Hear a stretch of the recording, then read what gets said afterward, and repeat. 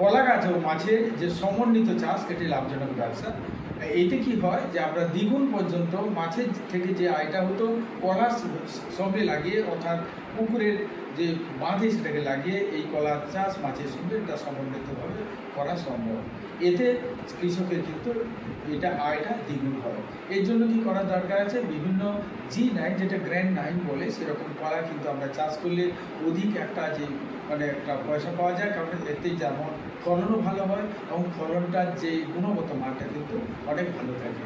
এইভাবে কিন্তু আমরা পুকুরের যে বাঁধে সেটাকে আমরা সমন্বিত মাছ এবং কলা গাছের চাষ করতে পারি। কলা পাতা কী হয়, গাছে যে মূলত কিন্তু ঘাস কাপের খাদ্য হিসাবে ব্যবহার হয়, তেমনিভাবে আবার এই যে কলার খোসা সেটা কিন্তু আমরা পচিয়ে সেটা পুকুরে আমরা দিতে পারি, এবং পুকুরের যে মাছের জলে যে মূলত তলদেশে যে সার সেটা কিন্তু কলা গাছে একটা ফার্টিলাইজার হিসেবে ব্যবহার করলে তাহলে কলারও ফলন ভালো হয় এবং কলা গাছের যে উপকার তাতে মাছ চাষও